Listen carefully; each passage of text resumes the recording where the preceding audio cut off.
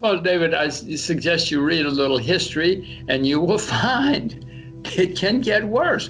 People say it can get worse. Throughout history, go back into the 19th century, we just use America alone. We've had some staggering economic difficulties at times, but Europe too. Some of the largest banks in the world went bankrupt in previous economic hard times. Some companies that people never thought could go bankrupt collapsed. Don't think it cannot happen. It has happened, and it will happen again. David, 6 months ago, the United States, I'll use the U.S. again, was the largest debtor nation in the history of the world. Never had anybody been so deep in debt. David, since then, the U.S. has increased its debt by trillions, with a T, trillions more. If you give me a few $1 trillion, I will show you a very, very good time. We will all have a wonderful time with a few $1 trillion. But David, somebody eventually has to pay the price, because somebody has to worry about paying it back. David, it is these days are not good for old people. They are not at all good for young people.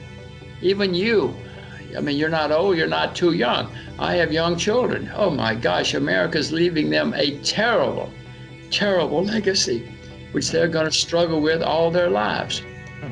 But right now, there's an election in November. Everybody wants to be reelected. So they're doing everything they can to be reelected, but it is leaving a very, very bad aftertaste. It has often happened in history. At the moment, first of all, whenever there's a problem in the world, people look around for an easy way to solve the problem. Once upon a time, there was a guy named Marx, Mr. Marx. Mr. Marx had a wonderful theory, and many people accepted it and tried it for a long time. Nobody believes in Mr. Marx anymore. We found out it didn't work. But right now, there's another one called More Money Today, MMT. Give me some money, more money, free money. Well, everybody loves it. So many people are starting to try it. Nobody's saying it out loud, but the British are doing it. Some people, Japanese are doing it. So we're going to find easy ways. Politicians always find easy ways. Will it work in the long term? As I said, David, being a young person in America right now is not a good thing to be. Well, it's usually something we're not looking at. It's usually some small company or small country that gets into trouble, and then things start snowballing. Even if you go back a few months, December and January, markets in some parts of the world were already starting to have problems, and then along came the virus and popped the bubble. It usually works that well. Usually we don't have a worldwide epidemic.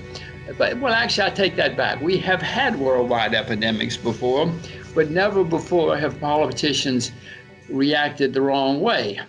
In 2009, David, we had the H1N1 virus in America.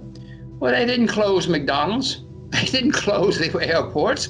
This time, for whatever reason, politicians and academics and journalists seem to have overreacted and said we have to close the whole world. We've had many epidemics. Never before have we closed the whole world. So in my view, they made mistakes, and that's what has made this so horrible. But we had a lot of debt as well. And so now we have more debt. And next time around, that huge debt is going to leave us all with worse problems. The printing presses are running at unbelievable speed. Every day, the Bank of Japan goes to work and cranks up the printing presses. And as he said, we will print unlimited, that's his word, unlimited amounts of money. That's happening all over the world.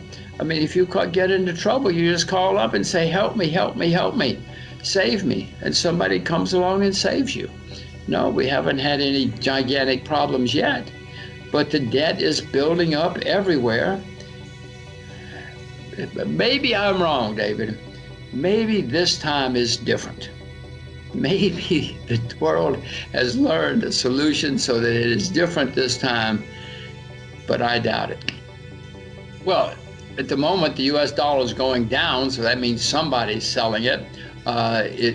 But most countries in the world, I anyway, I wonder all the time about where to put my money.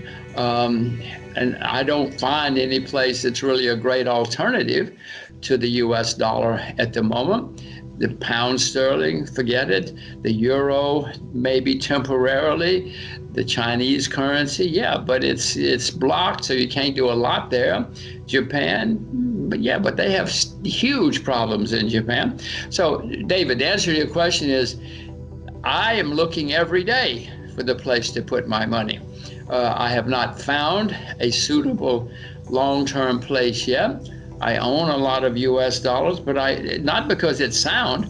I own it because during turmoil, people look for a safe haven. Because of history, people think the U.S. dollar is a safe haven, so I own it. But David, it's going to get overpriced before this is over, then I'll have to sell it. Could turn into a bubble. I'll certainly have to sell it if it turns into a bubble, but not yet. I mean, yeah, some money's leaving, but not huge amounts yet. But yes, for a while, as I said, as the turmoil gets worse, as the bear market worldwide gets worse in the next, I don't know when, few months from now, more money is going to go into the dollar. You don't want to put your money in euros. You don't want to put your money in sterling or pound sterling.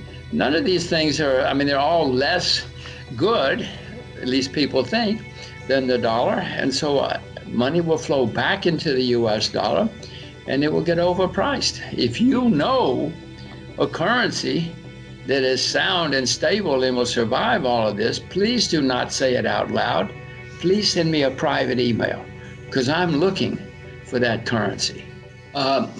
Gold is not a currency. I know that there are people who think it is, certainly at Kitco, but you cannot walk into McDonald's and buy a hamburger with gold.